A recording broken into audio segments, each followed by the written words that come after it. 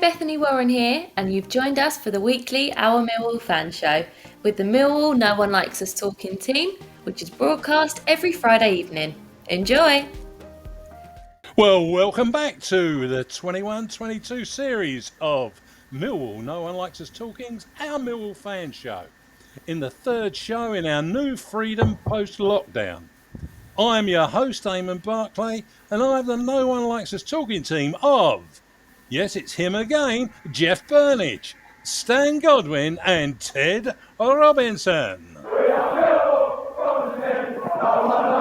Not everybody likes them, but they don't care. A bit of sombre news to start with. On Saturday last, I heard from former legendary Lion goalkeeper Brian King, who told me the sad loss of his friend Robbie Cooke, who had passed away that day, having battled cancer.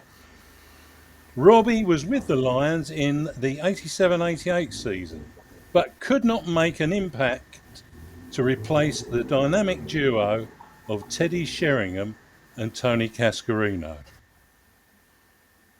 Tonight we express our sincere condolences to the family and friends of former Lion Robbie Cooke. May he rest in peace. Hi guys, hi Jeff, hi Stan, hi Ted, how's it going? Hello, Eamonn. Yes, very sad news about Robbie Cooke, and a nice thing to pay tribute to him. Yeah. From Cambridge United, was that right? It sounds like it was one of. I think it was one of the club players that John Dock wanted to sign. It was. He signed him, and he signed Brannigan, the goalkeeper. Yeah. Okay. I don't think Bob Pearson had much to do with either of those. I think that was Dock's players. I'm going to ask a question of you, Jeff, because I think you were the man on the spot, I understand.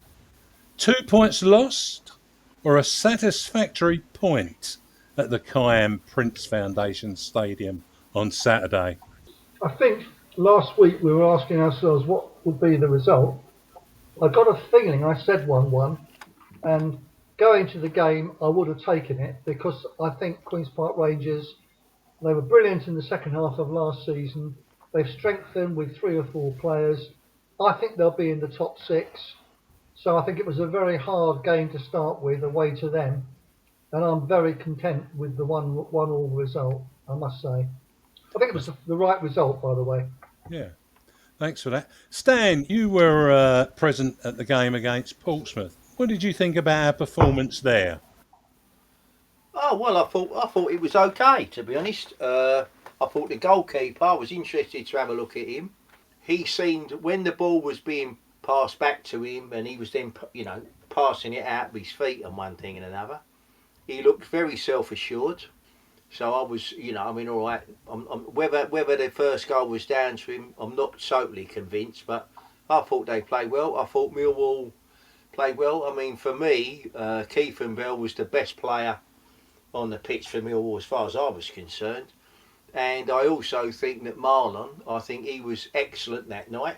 I mean, some of his crosses at times was a bit wayward, but, that happens to the best of them. But no, I thought we played okay. And what I was pleased with particularly, especially at the end of the game, or towards the end of the game, we then started to close the game down. We were passing the ball backwards and forwards. And as I said to a mate of mine, because he was moaning a bit, I said, look, while we got the ball, that mob can't touch us because we've got the ball. And I was well pleased with that. The last 10 minutes, we were closing it down, and I thought to myself, well, we could do with some more of that. I thought I was impressed with Benicophobe. I thought he done well. I thought they all played well. Ted, if you balance the 2 games, would you say that we're heading in the right direction? Well, yeah, Eamonn, I think this is probably the strongest squad that I can remember us having for a few years. The signings we've made, I agree with Stan, the goalkeeper looked very assured, certainly with his feet, and that's nothing against his hands, but with his feet, which is so important in this day and age with football. He was very assured, more assured than Bart actually with his feet. But there you go. He done well to me. Benicophobe, I think's blowing off a little bit of rust that may have come from playing in Turkey for a year, but yeah, I was impressed again. He made some intelligent runs. He looks like a centre forward.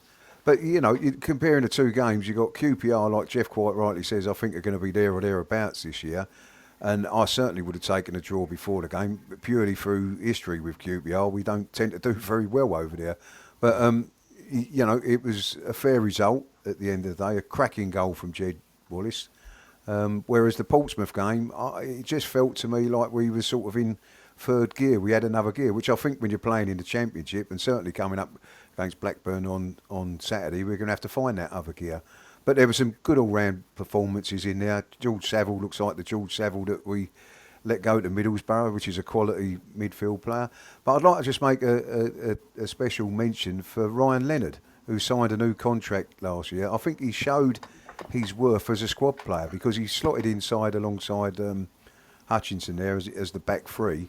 And he does something that a lot of our back three players don't do, is he brought the ball out like a midfielder that he is. He was comfortable in defence, but the goal that we got with his run where he came out from the back was a pleasure to see. And I just think, a lot of people look at Ryan Leonard and, maybe ask yourself what he actually brings to the team. Well, that's what he does. He can fill in so many spaces and be Ryan Leonard out on the pitch, which isn't a bad player in my opinion. And that's always valuable to have in a squad. Yeah. Anyhow, we'll take a break now and listen to the man that can walk, write and sing, amongst many other things. That's Barrie Stradling. Hello, my name's Barrie Stradling. I'm a Millwall fan my entire life. I'm doing the London Memory Walk to try and raise some money for the Alzheimer's Society. I'm doing this because I've got close friends with Alzheimer's and I've got a family relation with Alzheimer's. So if you could help me out by going to justgiving.com, fundraising Barrie Stradling, and try and raise as much money as possible. If you can donate some money and also share the link to people to try and get everyone involved in this, to try and help people suffer from Alzheimer's. I'm Eamonn Barclay and I'm back with a No One Likes Us talking team of Jeff Burnige, Stan Godwin and Ted Robinson. Last weekend, Barrie lost his wallet at QPR with all the stuff he had in it. They reported it to the stewards who let him outside. He told the police and they let him back in. A young woman steward took his contact details and said she would call him if it was found. Barrie thought that won't happen, he's not that lucky. The young woman QPR steward was really good, supporting him and consoling him. He was devastated. She offered him a drink, got him a seat in the lower tier. Barrie could not watch the match. His brain was gone. He went home, missed all the game, heard massive roar when Jed scored, but he was gone. The steward gave me the change she had in her pocket, he told me, in case I needed it, as I only had coins.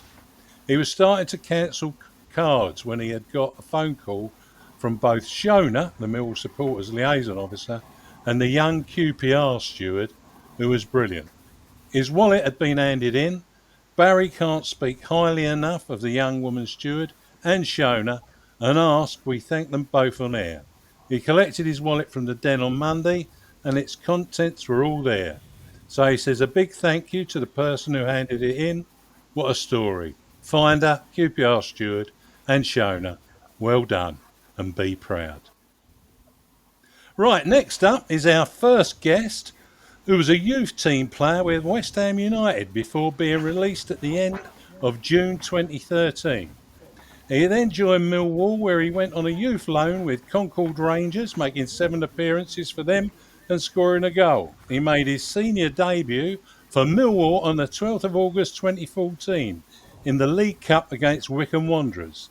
He made his first start against Southampton, again in the League Cup, on the 26th of August 2014.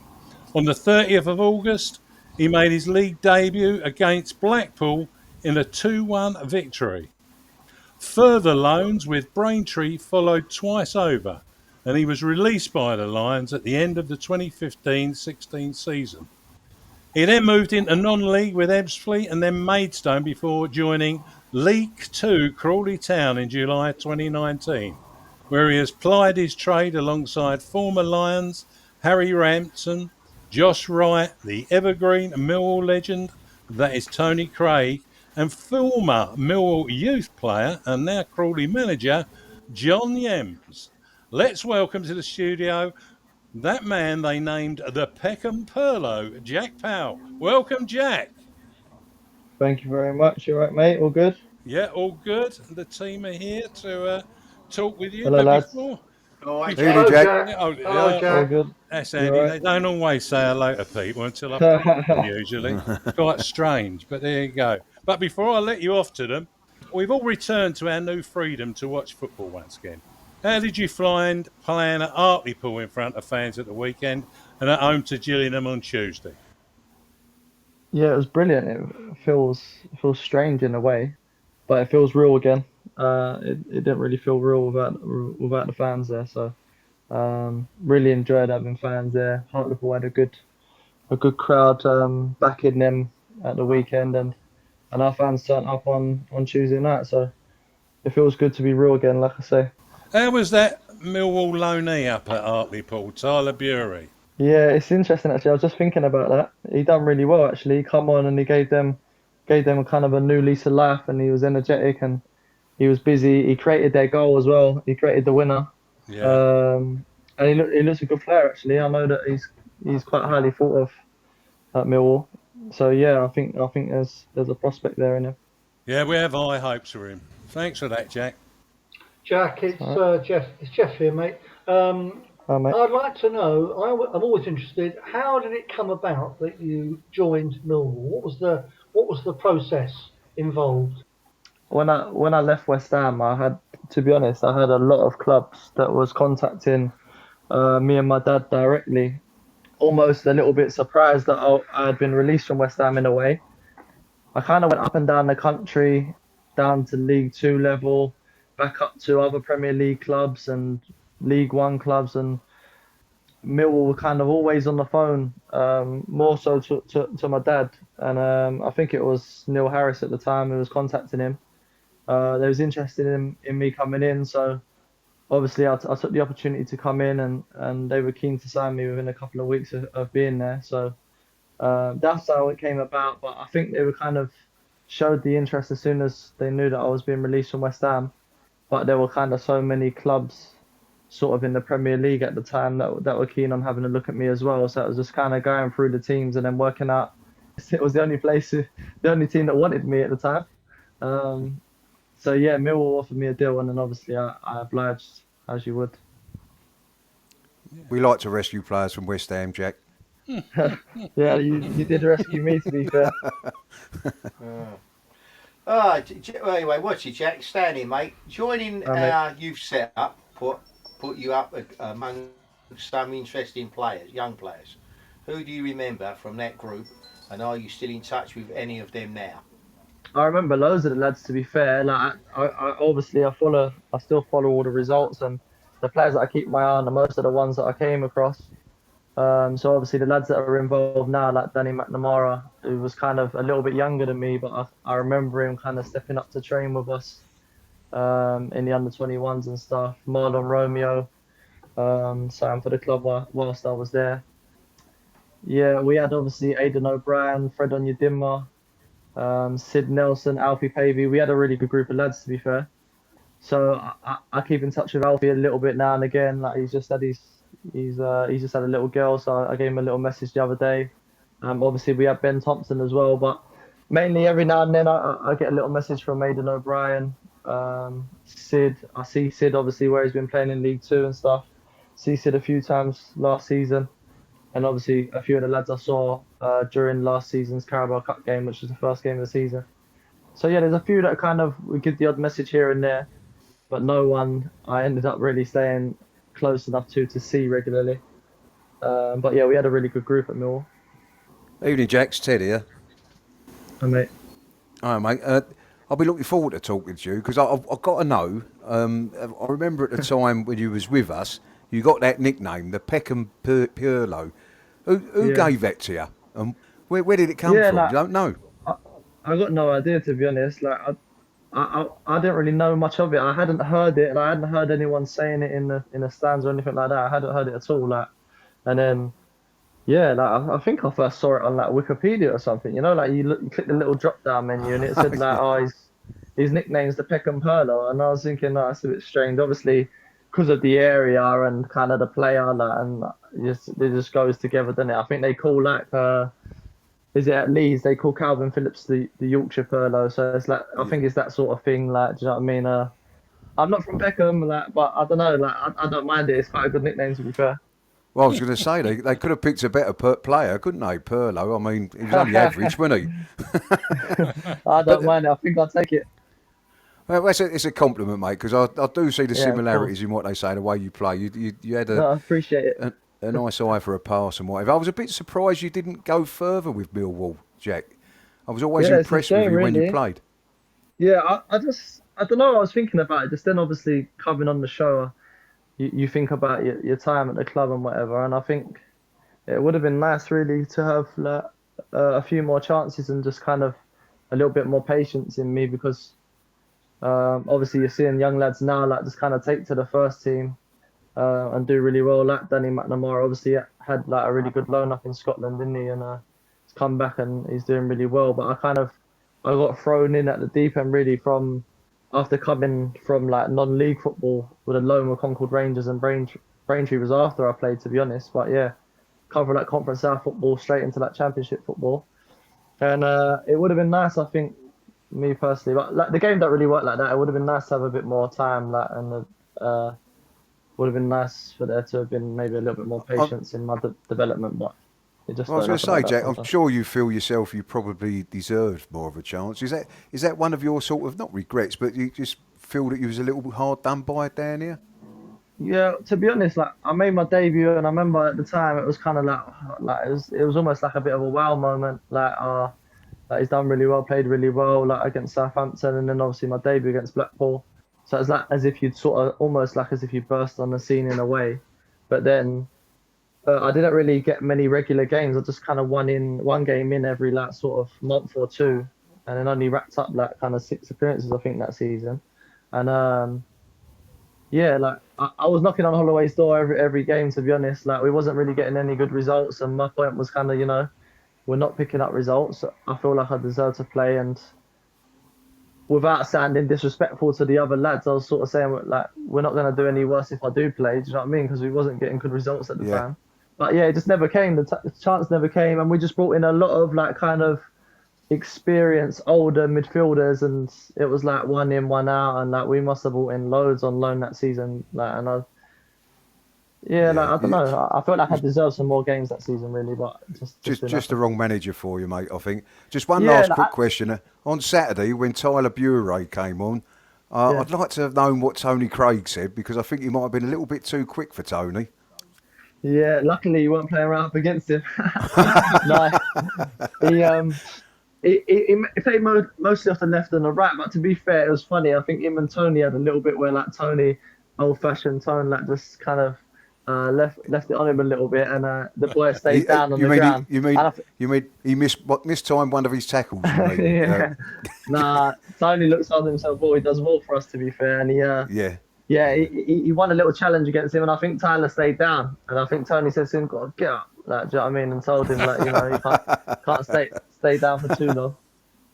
I don't know whether you're aware of this, but I can remember when you first come to Millwall, and me and Ted, we was involved in another Millwall show at the time, and you was on that, and Yeah, Neil Harris had said to us that for us to not to mention or not to go into too much thing in relationship to West Ham for obvious reasons, right? yeah, And then, because you were just young and he thought you might get a load of earache and whatever. And then that yeah, Alex Aldridge, I mean, he then blasted it all across the papers because yeah, Harris wasn't too happy with that. But yeah, I'm gonna ask you this because I can only speak from where I sit and people that I ever spoke to. When you was playing at Millwall, did you ever get any sort of earache or grief from supporters? The fact that you come from West Ham, or didn't it just arrive? no. Because it never ever come up where I was, No, and I just honestly, wondered. like I didn't get a thing from Millwall fans. If anything, the Millwall fans like as far as I knew, they all really liked me and loved me. Really, like they just took me in as if I'd been in the academy since I was like 7 or 8 years old. They just took me in. I got more jip from like West Ham, to be honest. Which was it was But they've crazy. It was like as if not got any taste, mate. The West Ham fans yeah, not like, got any taste. it was weird. Like obviously, like I had been there a long time at the time, and like I was getting asked questions and whatever, and I was just answering it like honestly. Like I was saying, obviously my family now are gonna follow Millwall because I'm playing for them. That's just what you do. Like it's obviously my mum and my dad would have wanted like Millwall to win, like because I was part of Millwall at the time. Do you know what I mean? It's just the way it goes when your family are involved in football clubs. Like so, I don't know. I got a lot of like stick from West Ham fans for that, but I think everyone can understand that once you've had your children and whatever else, that you're just gonna wish them well and want them to do well regardless of the football club they're playing for. Do you know what I mean? So I got more stick from West Ham fans. It was weird, really. Yeah. Like, it's like as if I played in West Ham's first team. Like I didn't even play in West Ham's first team, so it wasn't like as if I'd like left West Ham for Millwall in that way. Do you know what I mean? Like Millwall just gave me an opportunity and I wanted to take it. So It that doesn't surprise me, Jack. It doesn't surprise me. Just tell me, what happened for you to come back into the league? How did you come to arrive at Crawley? I guess really like it's all about football in a lot of ways. Obviously, after yourself kind of persisting and working hard, you need a little kind of slice of luck here and there. And I'd spent quite a few years in non-league with Ebbsfleet and been successful. Obviously, got promoted from Conference South, then played in the playoffs in the National League, and then I moved on from Ebbsfleet to Maidstone because there was some financial problems at Ebbsfleet, and I was just needed to look after my family in terms of like kind of getting paid on time and things like that. And it was a bit of a hasty kind of rushed move, and Maidstone weren't really in a good place. We ended up getting relegated, and then you don't really see it often. Got relegated from the National League, and then got a move to the League with Crawley. But I think they were just fond of me, like they knew of me through a former player's recommendation. And then that they just kind of got in touch and they offered me a deal, and then obviously regardless of what the deal was, I was just happy to be back in the league, and I wanted to just take my chances, and I spent a season obviously not playing, and now I've played quite regularly for them. So who actually told you that they wanted you? Was it John Yems? No, Yemsy wasn't there at the time. We had an Italian wasn't he? manager. No, it was an Italian manager at the time who They probably thought he was signing Pirlo then. yeah. To be honest, I don't think he really wanted me. If I'm being honest, like it was weird. Like the way they worked, they got directors of football and stuff, and they had kind of identified me, and they wanted to sign me, and the manager wasn't so keen. So at the time, I just said like, can I meet the manager? They said, yeah, it's not a problem, but we're going to sign you anyway. So I was like, all right. So I met the manager, and he put me kind of under the knife, if you like, asking me loads of questions when I met him. And he didn't really seem too keen on signing me. But to be honest, I just wanted to just take my chances. I wanted to just prove to him that I was worthy of playing. And I went in there and he didn't play me at all. Like he didn't even give me a chance, to be honest. Like he didn't even. It was like as if I didn't even exist at times. Like I wasn't even training with the first team at some points. And I was thinking to myself, cool, if I'm not good enough to train in the first team, like for Crawley, then I don't know what's going on. But I ended up going on loan to Aldershot. And then come back from Aldershot, and Yemsy was the manager, and then John Yems obviously gave me the opportunity to play, and I played regularly since, really. Old friend of yours, isn't he, Jeff? What, Johnny Yems? Yeah. Yeah, he used to coach in the academy years and years and years ago, and I know he keeps an eye on what goes on at Millwall. So yeah, I think he might be down the game on Saturdays, to be fair.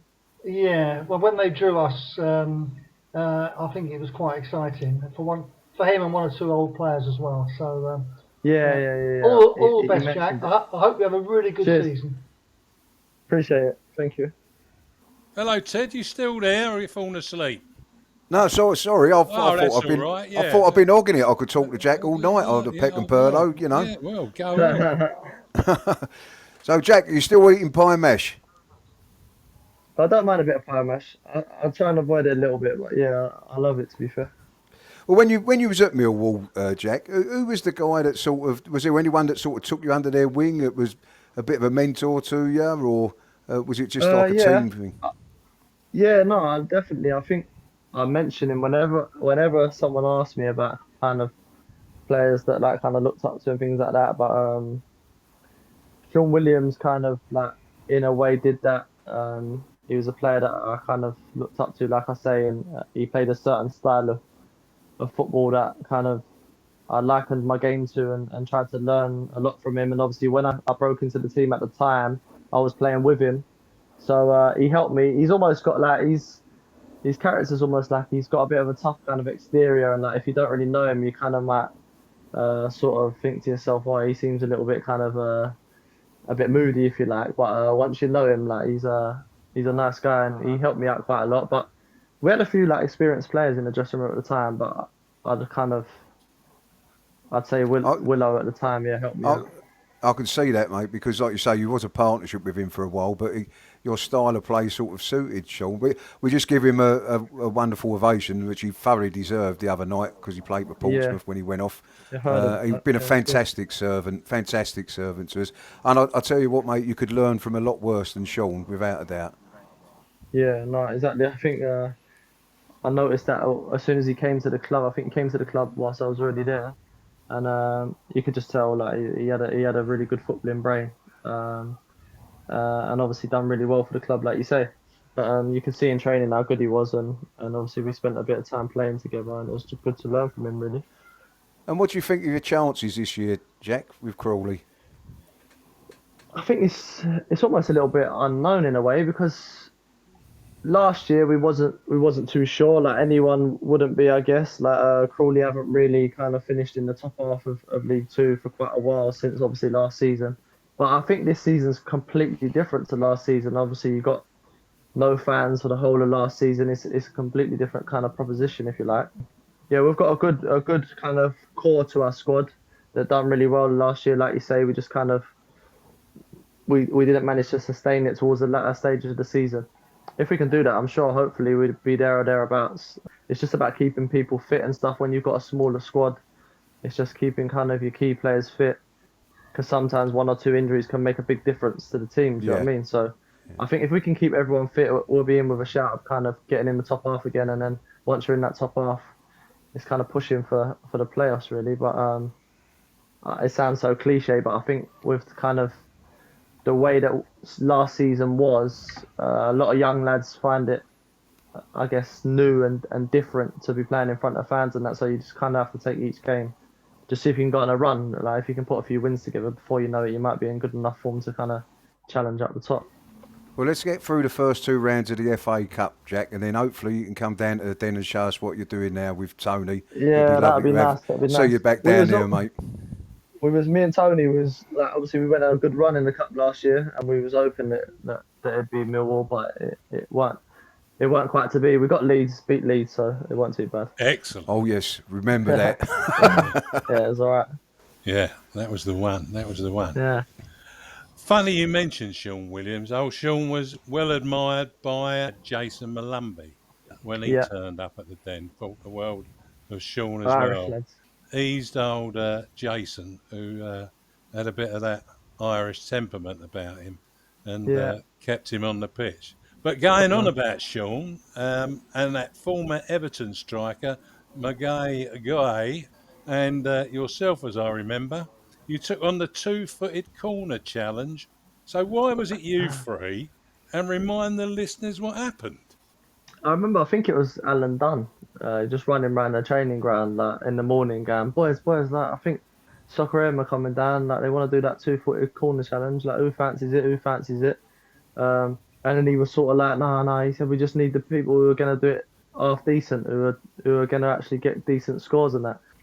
I think he kind of plucked, or he sort of asked me, Sean and my guy, like if we wanted to do it. Obviously I just said yeah, no worries, and then Sean was always confident to do things like that, like some technical stuff and that, so we just both like yeah. And then I think he thought that my guy was gonna be decent at himself, but it didn't really turn out that way. Yeah, it was a funny one, to be fair. It was a good laugh. Always look back on it now and see how sort of young I look then. Well, I look back at it and I saw who won it, and it wasn't the youngest fella, was it? No, it was Sean won it. It was. He smashed it, to be honest. I think he only done it in 3. He done the 2 in 3. Amazing, absolutely amazing. Yeah, it was unbelievable. I don't know what my guy was doing. He was on some other planet or other. Yeah, he had about 50 goals, but then his right foot wasn't the best. He had a hammer left foot, but his right foot just wasn't great. Bless him. I had a look at the video the other day, and I couldn't stop laughing. But there you go. There you go. That was brilliant. Look, Jack, thanks for coming on. No problem. Say hello to all the other former Lions at Crawley, and all the Will best do. to you and your young family. But before you Appreciate go, we want a prediction from you for Millwall versus Blackburn or Rovers on Saturday. What do you reckon? On Saturday. Yeah. I think it was a good start to the season. Take the point at QPR. Yeah. Me and Tony was having a chat. To be honest, every time the result comes through, me and Tony have a little look and say, "Oh, do you see who played? Do you see who scored?" Da da da. And he reminded me that it was a good point because Millwall don't always win down at QPR. So not for many years, Jack. Yeah, so I think it's a steady start. I think it'll be a convincing win Saturday. I'll go 2-0. 2-0, possibly 3. That'll do for us, absolutely. That will Jack. do. Well done, Jack. Well done. No worries. Well done. Thanks, Jack. Right, lads. Bye for now. Take care. See you later. Cheers, Take Jack. care. Yeah. Bye, Cheers, Jack. Bye, Bye, mate. bye. A good prediction, that. No worries. See you later. Cheerio. Bye. Bye. Hey, great this week. Well, Jack, really good. Anyway, we'll take a break now and listen to the one and only Patricia Maslin talking about I Follow. Remember Carl Bates crashing off his chair at Carrow Road? And the commentaries that he and Max McLennan gave throughout the pandemic? Well, I Follow gives you all that and the inside track on our club, with a range of benefits including live match video streams if you live outside the United Kingdom and Republic of Ireland. Live audio commentary and exclusive club content is available everywhere. Sign up today to get closer to the action. And don't forget, at least 80% of I Follow net revenue goes straight to our club. It's a great way to show your support. A basic package is free and the audio pass starts from $4.49 a month. Go to Millwall's website and select I Follow to subscribe. I'm Eamonn Barclay. I'm back with a No One Likes Us talking team over Jeff Burnige, Stan Godwin and Ted Robinson. Yeah, as Pat said, a great way to support our club with the largest proportion of revenue returning to the club, whether you listen to either the audio stream or watch the video stream.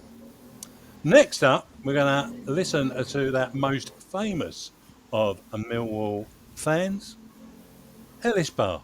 Ellis here. Thank you for watching my videos. Now to hear what the Millwall Lionesses and Romans have been up to, and to hear who is next up for Gary Rowett and the Lions. Come on, Millwall! Yeah, come on, Millwall. You're right, Ellis, and they do. Anyhow, the Millwall Romans are training every Wednesday at 7:30 p.m. at St Paul's. That's Salter Road in Rotherhithe.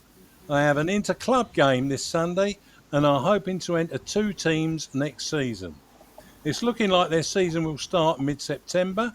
If you are interested in joining the Millwall Romans, get along to St Paul's in Salter Road, Rotherhithe, and say hello to player manager Paul Lodin.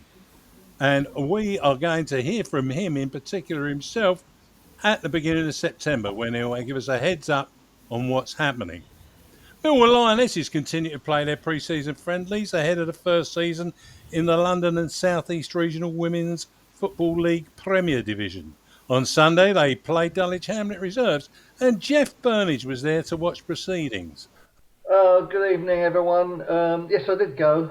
It's the penultimate pre-season friendly before the Lionesses start their London and South East Regional Premier Division campaign, which starts on Sunday the 22nd with an away game to Ashford Town, and that's the Middlesex Ashford. We were without manager Katie Whitmore on Sunday. She was unavailable, and in her absence, assistant manager Alex Russell, goalkeeping coach Greg McAliney and vice-captain Jean-Marie Fitzpatrick took the team and did a very good job on the face of it. It was a 2-2 draw. That's the first thing people will want to know. We scored first through one of our new signings, Katie Bolitho. Also missed the penalty, and that was the returning Chloe Burr, who's played for Millwall as a youngster, has had a little child. and she has played elsewhere, but with her new commitments, thought it was right to return to the club. Although she missed that penalty, as I will describe later, she was involved again. It is a substantially new squad. A lot of players have moved on for various reasons, and the side, like it was last year, is really young. It's younger than ever, if anything, and it's going to be a challenge in the higher division, no doubt.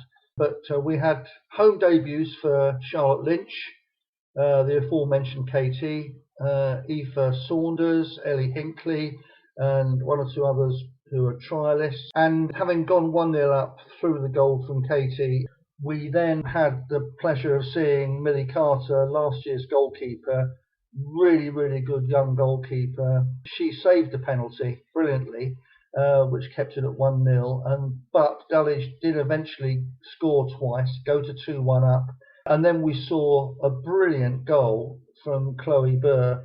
Lionel Messi was in the news on Sunday, but I doubt he would have kept Chloe Burr's goal off the television. It was a cracker. She beat several players, pulled it onto her left foot and stuck it in the bottom corner from the edge of the box. A really brilliant goal. Great to see Chloe back. The other person that's returned after a while is Emily Stanley, who's been away for a couple of years. She played in the game, played in midfield, did very well.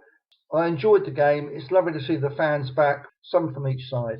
Looking forward, in other words, this coming Sunday, we play our last pre-season game at home. We think it's at 2 o'clock. It's against a team called Borough Green from down in Kent. And then the following week, we're at Ashford, as I said, on the 22nd. The next league game at home will be on the 29th against Fulham, which will be a really significant test for this new team. Everyone put that in your diary, come down the 29th to St Paul's in Salter Road, and everyone will be very welcome. Meanwhile, this coming Sunday, I'm sure Katie will be back. It should be interesting to see how we get on against Borough Green in what is going to be the last chance to try people before the season starts. Jeff, you got anything to add to that? Yeah, I've now heard that the kick-off is not 2 o'clock, which is the normal kick-off time for our league games. On this occasion, and for the last time, it's 3:15. So if anyone's thinking of coming, at least they won't be late, because the game won't have started if they're coming for 2 o'clock.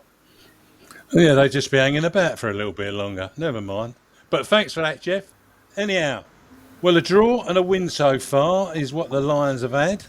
And next up this Saturday, it's a Blackburn Rovers at the Den. First up, let's have the view from the opposition, with me after Henry Stato Morgan became an Echo man.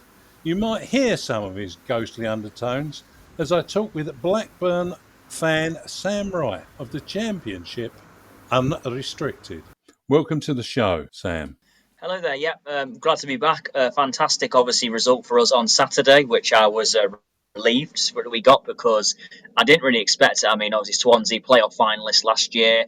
Obviously we've had a torrid summer, not signed a single player, and obviously Harvey Elliott's gone back to Liverpool, which was inevitable. And we've received the bad news today, ironic, that Armstrong is on his way out as well. So, but no, to get a win though was a massive lift for everyone, and it just gives us a good start to the season. With a lot of other teams drawing, then I think it gives us a little bit of a head start in a way, I guess. I know we're not the only team who won, but we are one of the only teams. And yeah, I was surprised really. Our pre-season was very mixed as well. Obviously a loss against Bradford, which obviously, because me working for them, I was at that game, and that's pretty terrible. Leeds we drew with, and then a win against Fylde as well. So we've had a bit of a mixed one, to be fair.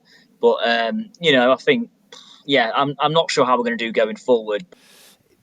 Interesting, Sam, given the news about Armstrong. In his absence, who do we need to fear? I'd say the front three are still quite good. I mean, Dolan, I thought, had a good game at the weekend. Gallagher and obviously Breton. The obvious like that, I don't really think that the defence is anything to fear. And I think with your attack as well, I mean, I think you guys were quite good in pre-season. Obviously, I saw you beat Ipswich 3-0, and the game at the weekend with QPR are kind of everyone's dark horses. Obviously, to get a draw there and played quite well was a good result. To be honest, I think that the obvious ones like Dolan, Gallagher and Breton are the only ones I can say you've got to look out for. Okay. There's no one else who really stands out as a threat. It just depends how we play as a team. I think I referenced last time as I was on here. after the game that I think it was a really poor game that we won 2-0. To be honest, it was two teams who just looked very out of confidence and form, and it just wasn't really the best game. I'm expecting a much better game on Saturday, and I think it's going to be a real challenge. Well, fingers crossed for that. Looking at Millwall, who do you think will cause you trouble? To be honest, I think Afobe is the main one. I mean, Afobe is weird because obviously he is usually a good striker in the Championship, but you look at his last couple of stints, really, like at Stoke and Bristol City, I believe, he's not really hit the ground running. But I think if he does get going, it'll be interesting. And obviously, Jed Wallace as well, who scored a very good goal on Saturday, I think, against QPR. So, I think in terms of threats of Millwall, I said last time I was on here, I think they're quite a good team. And last season, I know everyone will miss them, but I think you guys probably missed the fans more than anyone in the Championship, to be fair. I think that there's a lot of Millwall games I watched, especially at the Den, and thought, I think if Millwall had the fans, they'd be playing a lot better. And I think, the return of them on Saturday is going to be massive. And I fancy you guys to get something, to be honest. So what about a score prediction, Sam? For Saturday, I'm actually going to go with a 2-2 draw. I've got a feeling that it's going to be quite an entertaining game. I think that Millwall are coming into the season in really good spirits in a way. I think, obviously, I know you had a bit of a bad end to last season, especially with the Coventry loss that you had on the final day. But pre-season's been good. And obviously, I think Rowett is going to get his ideas together, and the fans being back is going to give you a huge lift. And I'm going to say 2-2. I think it'll be a bit of a smash and grab from our point of view. But Okay. yeah, I'm going to say 2-2, and I think Dolan might get one for us, and maybe Breton, and for you guys, I think maybe a Wallace double. Thank you, Sam Wright, for coming back on and giving your views ahead of Saturday's match against Blackburn Rovers at the Den. Thank you very much for having me. That was a contradictory chat that we got there from young Sam. 1 minute we were going to smash him, and the next minute it was going to be a draw. But never mind, that's life. Occasionally you could hear the dulcet tones of Henry Stato in there, but never mind. Since our return to the Championship, it is 1 draw, 1 win and 4 losses to Rovers. They are scoring goals, and I did have a look at the most heavily backed bet, and it's actually a 3-1 win to Blackburn Rovers. But what do we think? Jeff? I think it's time we got a clean sheet. Bart is the clean sheet king, and so far we've conceded 1 in each of the 2 games. I'm going for 2-0. Stan? Well, I think we're going to be at home, and I think that's definitely going to be an advantage to us. I mean, I think we'll win the game. Whether we have a clean sheet or not, I don't know. But if we don't have a clean sheet, I say it'll be 2-1. And if we do have a clean sheet, it'll be 2-0. Super stuff. And how about you, Ted? What do you reckon? Well, I've got to be honest, the only threat I see in them was the young lad Dolan that they was mentioning, because he's one of them sort of players that tends to give the likes of Cooper and Hutchinson a little bit of a rough time. He's small, he's nippy, he's quick. I think we prefer the Brerettons of the world, who are a little bit bigger and a bit stronger sort of defensive wise. So he's a slight worry to me. Not as much as a worry as Armstrong, although pretty much the same sort of stature, if you know what I mean. But I'm really interested to see how Gary Rowett goes on Saturday with the team, whether he sort of goes like he did at Portsmouth, where I think there was more or less 3 attacking players out there, or where he goes back to the QPR one where we had 2 out-and-out attackers with a midfielder like George Saville coming through as that 3rd person, if you know what I mean. So that's going to interest me. But I've got to be honest, I know we played at home Tuesday night, but this is the one that all Millwall fans have been looking at, the first league game. And I think with the crowd that I believe is going to be turning up on Saturday behind the lads and that, I can't see anything but a win. I'm going to be brave like Jeff and go for a clean sheet and say 2-0. 2-0. Right, so everyone's looking towards a win for us. Some have gone brave and some have hedged their bets. But Ted's agree with me. Yeah, that's a bonus, really. I did, Jeff, yeah. I've always thought you was a wise owl. I will add that Diana Day reckons it's going to be 3-1 to Millwall. And from the woman who always gives us a prediction and runs the Millwall home and away site on Facebook. It's 2-1 to the Lions. Anyway, to mark our return for the 2021-22 season, we had a competition sponsored by Mademoiselle Patricia Maslin, who donated a backlit glazed round disc unit with the words "Millwall Remembers" above an image of a fan, a soldier, both with head bowed and red poppies, which is in a wooden base. All you needed to have done was to answer the following question to win the prize. In what year did Millwall wear the famous camouflage shirts against Brentford? Was it 2012, 2013, 2014 or 2015? Well, the answer was, what was it, Stan? 2014. Yeah, you've cracked it. And the winner is Neil Turtle from Faversham in Kent. Well done, Neil. Patricia will be packaging your item to you this week. And thank you, Patricia, for making that donation.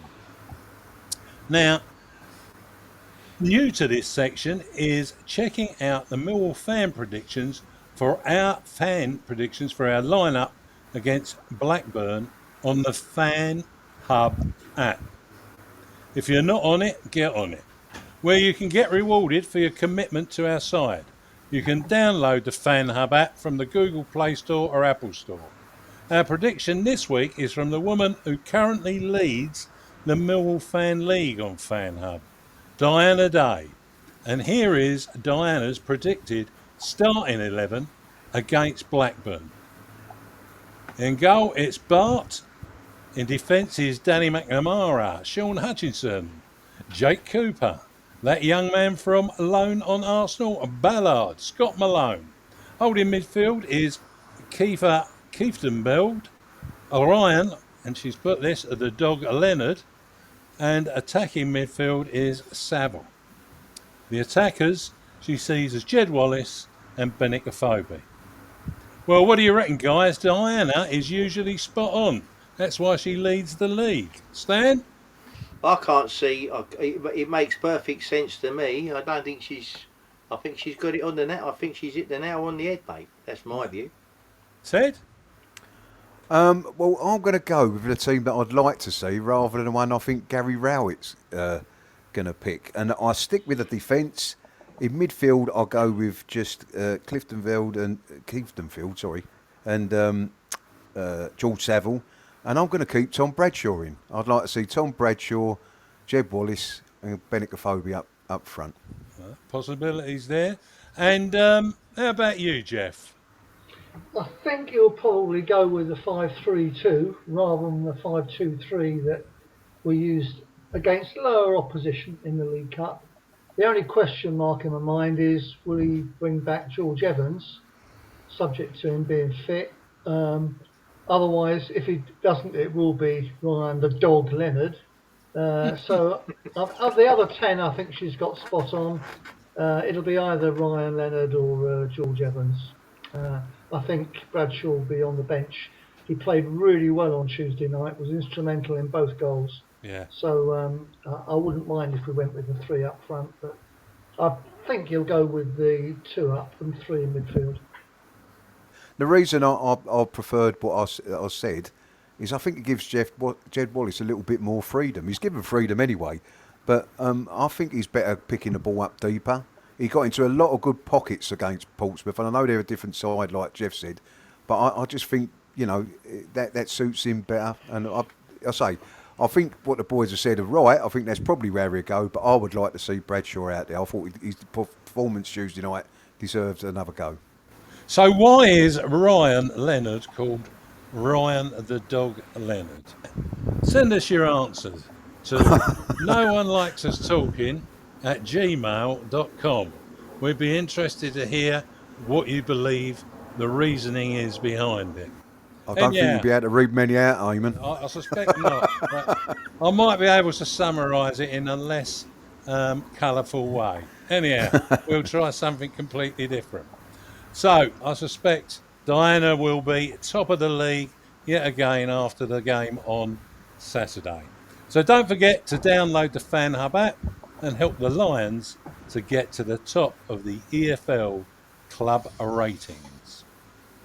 Okay, we'll take a little bit of a break there before we hear from a new Lioness. But first, here are the Fantastic Fanatics. Hi, I'm Richard Gordon, and I'd like to invite you to become a Fantastic Fanatic. Fantastic Fanatics is a great way to raise funds for your sports club. Sign up today, find your club, and securely register your everyday debit and credit cards. Every time you spend with our retail partners, they pay a percentage back to your club. It costs you nothing, and you can win cash prizes along the way. Visit fantasticfanatics.com and help your club be the best it can be. Well, I'm Eamonn Barclay. I'm back with a No One Likes Us talking team of Jeff Burnige, Stan Godwin and Ted Robinson. Our second guest tonight is one of the Millwall Lionesses' new signings, Mya Graham, who prior to joining her new teammates, plied her footballing career in the West Midlands, but has now moved to London to join the Lionesses. She is also working at TalkSport Radio and is mentored by former No One Likes Us Talking show host Joe Amphlett. Welcome, Mya. Hello, can you hear me? Hello. Yeah, loud and Evening, clear. Mya. You're Loud and clear, Mya. Good evening. Hi guys, you alright? Stan hasn't responded yet. He went in a Yeah, minute. yeah. I did answer. Yeah, fine. I'm leaning forward all the way. Okay. It takes us old ones a little while to get through, Mya. Don't worry about it. Hey, God blimey. There you go. Mya, before I let you off to the panel, what's it like at TalkSport? And how is our old friend Joe? Yeah, Joe's great. I honestly couldn't have wished for a better mentor there. He's great. But yeah, no, TalkSport. It's really a dream job for me, to be honest. I studied football media at university, so I've sort of gone straight into the industry, and I'm really lucky to be there. It's a really great place to be at. Yeah, and we just picked up that strange accent in what you said then. So I'm sure people will ask about what else is going on. But Yeah. here's Jeff anyway. Good evening, Mya. I'm looking forward to seeing you play on Sunday. I hope you'll be playing against Borough Green. Yeah, no pressure. If selected is the usual thing, isn't it? Yeah. But yeah, you've been playing your football in the West Midlands, Coventry, I think. Can you tell us and the listeners about your playing background before coming down and joining Millwall Lionesses? Yeah, so I come from a really big footballing family. All my family play football, so I was just sort of destined for it. So just guess as soon as I could kick a ball, I was getting involved in like the local boys team. But then eventually went on to Coventry City, the academy there at the time when I was about 8 or 9, and I played there till I was about 12. But it started to get a little bit more serious as you start to get older, and I just wanted to play for fun, really. My dream was never to go on and be a professional footballer, so I just went and joined a local team. Still played at a very good level, and I was there from the age of about 12 till I left for uni. I mean, I still went and played on weekends if I was ever back in Coventry for them. But yeah, so I've been at that team based in Coventry for the last, I'd say, about 10 years. I went and played university football as well, but I never committed to a club when I was up in Manchester at university, just because, like I said, I'd sort of go home every other weekend and play for my team back home. But yeah, that's me up until now. But I've moved down to London now, and I know I won't be going home as much, and I think it's time for me to move on, really, and sign for a team down here and commit myself down here, and that's exactly what I've done. Well, before I hand over to Stan and Ted, we all know your brother, Jordan. We've seen him play, and I believe he's now in the Premier League, isn't he? Hasn't he been transferred from Gillingham? He's in the Championship, actually. I'm not Oh, too sure. West Brom. Is it West Brom? Birmingham. Birmingham. Yeah. Well, So we'll look forward to seeing him. And just one other thing, I do believe you live quite near the Den now you're in London. Is that the case? I do, yeah. So that's, I mean, it's mainly, obviously not mainly, but one of the reasons that I first started training with Millwall and eventually then went on to sign for them, because obviously moving down here for my job, that's sort of my priority at the minute, and everyone at Millwall knows that, and they've been great about that. So for me, signing for a team, as much as I needed to make sure it was the right team, they also had to be quite local, quite convenient, be able to work with me. And it turned out that the team train about 5 minutes from where I'm based. So I'm based in Surrey Quays. So it literally takes me a few minutes, if that, to get to the Den, and to where the Lionesses train as well. So it's absolutely great. Fantastic. What's your Mya? I'm Stan. Can you tell us what positions you play in? And just one other thing, just related to, just to give you a word of caution about our old mate Joe. From time to time, the old boy gets a bit flaky, but you'll get used to that. Right, well, thankfully I'm prepared for that now. So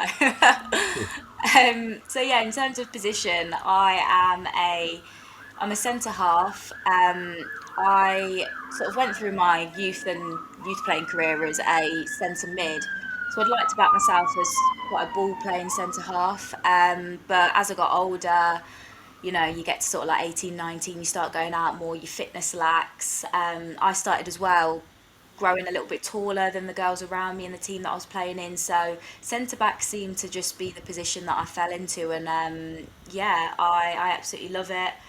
I mean, they seem to be playing, and I think that's what we'll go into the season, playing 3 or 5 at the back, whatever you want to call it, at Lionesses. And I'd be comfortable in the middle, on the left of that, or on the right of that. But I'd say generally, probably most comfortable smack bang in the middle. I'd say typical number 5. Very good.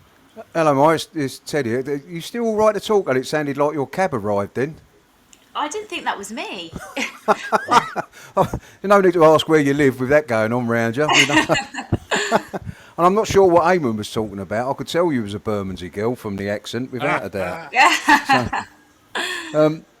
But I think you've answered, Mark. It says here, why did you want to join the Lionesses? Obviously, it was convenient to you. My question is more to the point: is why do you want to work with Joe?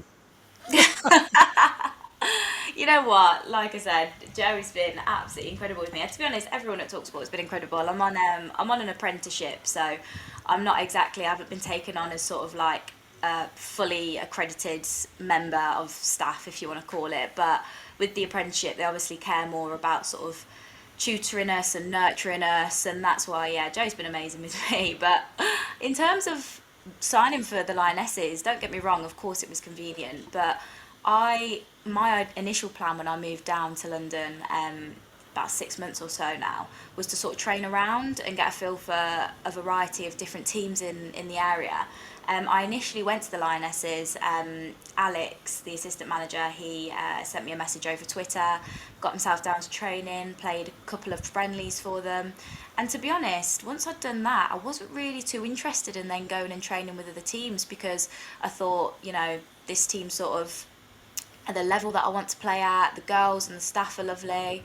And to be honest, I didn't even bat an eyelid about going and training with anyone else. So it was convenient, but they also made me feel so welcome. And like I said, they've been so accommodating towards me that I wasn't really too interested after training a few times with them.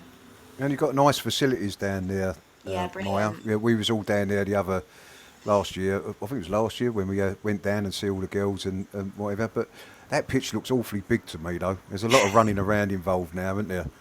A lot of running, yeah. I mean, we've been working in training on a lot of wide play recently, so hopefully that big pitch will play to our advantage going into the season. When you see Joe tomorrow, tell him I'm still waiting for that pint that he owes me. Back from about 5 years ago, but tell him I won't let him leave the country without paying for it.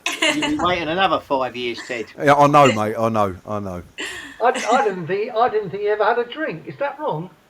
Very. Mya, it's Jeff again. I got one thing I wanted to talk about with you before you go, if that's all right. Your photo shoot for the new kit. You and Charlotte Lynch were featured as 2 Lionesses when we did the kit launch. How did that come about? Where was it? And did you enjoy it? Yeah, so it was, to be honest, it was a completely last minute thing. So I was at work and I got a phone call, and I was basically sort of asked, because I was one of the new signings and as was Charlotte, they wanted to sort of kill two birds with one stone kind of thing, and release us as signings, or announce us as signings, sorry, and also get, you know, the Lionesses involved in the kit launch. So I had to sort of figure some things out with the timings and whatnot, because it was literally an on-the-day thing. But yeah, I went that evening, and it was at the Den, and yeah, it was really cool because I've not been involved in anything like that before. All very professional, all the guys were amazing with us, and yeah, I've said to them, you know, if they ever need me for anything like that again in future, I'd be more than happy, because yeah, it was a really good experience. Can't be bad, eh? Featuring straight away Yeah. in the new kit, mate. Lastly, Mya, what are your personal and team objectives for the season ahead? Yeah, so I mean, as a team, I can tell that there's a group of very, very talented girls in the squad. I think that they all sort of know how capable they are, and for that, I think, you know, the targets are very high. The league that we're in, I mean, I played this league up back in Coventry and in the West Midlands, and if you were to put this Lionesses team in my league back home, I mean, they do a very, very good job. So I think the targets are high. I think personally for me, like I said, I haven't really played consistent club football because I've been at uni and whatnot for a good while now, so I want to get back into the swing of it. For me, Sunday at 2:00 is what I look forward to, you know, most in my life. I absolutely love stepping out there and playing football. So for me, it's definitely going to be the enjoyment. I want to have a good season. I want to get my fitness up, so I'm playing to the best of my ability. And yeah, just I guess enjoy my football. It's a cracking group of girls, like I've said, and the coaching staff are amazing too. And we've already got some like sort of social things booked in as well, which will be nice because that's always good, you know, the social element of the game. So yeah, I'm just really looking forward to enjoying playing. That's probably my main target, is just to enjoy it really. Yeah, well, if you can enjoy it and make a difference too, that'll be absolutely wonderful. Yeah. Mya, it's been absolutely brilliant to have you on. Eamonn. Yeah, what? Sorry, mate. Just before we let Mya go, I thought I'd better say, I'll just text Joe. No, I'll just text Joe whilst we were talking. I said, just having a chat with Mya. She seems like a really lovely girl. And he's just texted me back, don't be fooled. So I don't know what that was about. Right, okay. I just thought I'd say that. He's lying, is he? He's lying. You better take that up with him tomorrow, Mya. Oh, don't worry, I will. I will. Yeah, but it has been brilliant to have you on the show. And Thank we you for certainly having me. look forward to seeing you play for the Lionesses this season. So all the best. Say hello to Joe. Well, you might not say hello to him now. No. But anyway, until the next time, bye for now. And we all look forward to seeing you down at St Paul's, in Salter Road, in Rotherhithe, as Jeff always reminds me. Bye, Thanks, Mya. guys. Thanks Cheers for having me coming on. Cheers, Okay. Mya. Thanks, guys. Cheers, Bye. Mya. Good night, Mya. Bye. Well, we'll take a break there and listen to Bethany Warren, who's going to tell us about a wonderful app that's most helpful to a big number of people.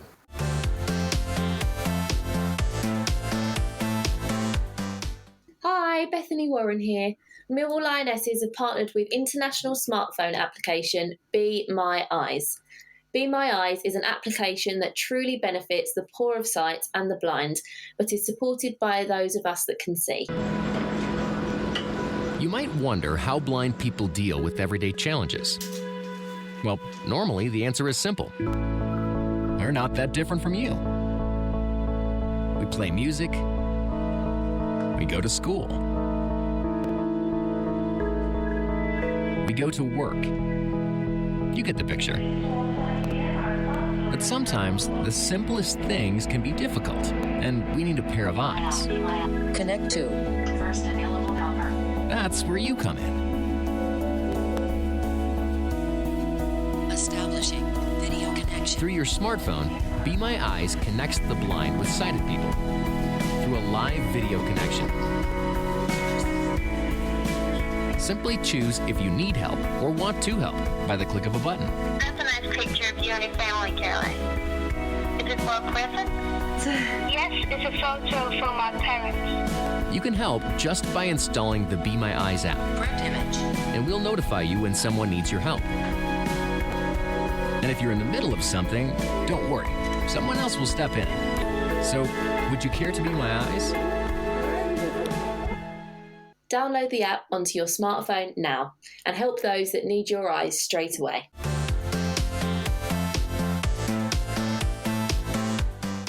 I'm Eamonn Barclay and I'm back with a No One Likes Us Talking team of Jeff Burnige, Stan Godwin and Ted Robinson.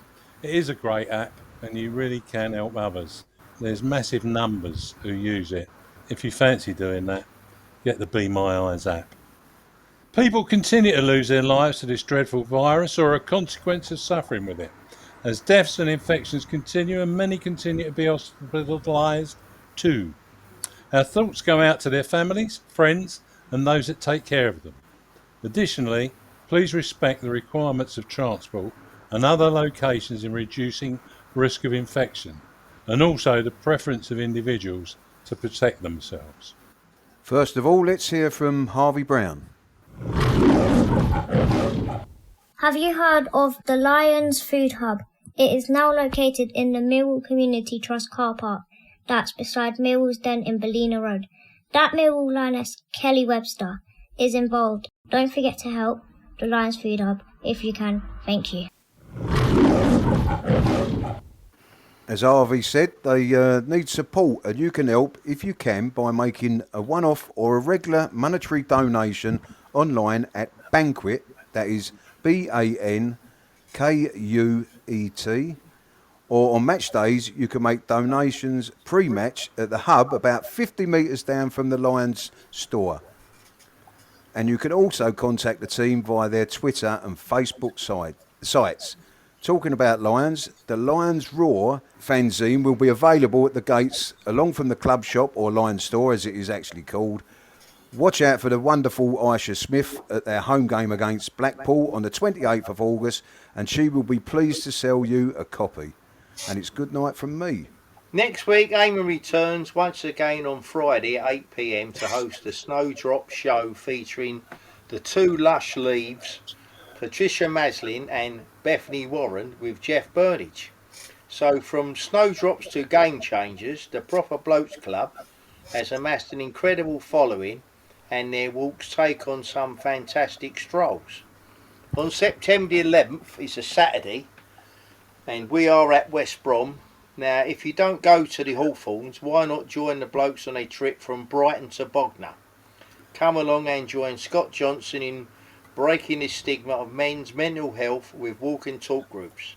There are regular walks from HMS Belfast, the Cutty Sark, and beside the not so prolific safety boat at Wallington Park. Check out the Proper Blokes Club on Twitter and Facebook for all the walk arrangements, and good night from me. And don't forget, player sponsorship for the Lionesses is available this season. Why not share the burden between a few of you, or even a couple of companies? If you can give them some added support, you can find details on their website. Just put Millwall Lionesses into your browser and you'll find them easily enough. Lastly, the Lionesses are still keen to recruit at the moment. If anybody's interested in coming down the St Paul's in Salter Road, please email recruitment@millwall-lionesses.com.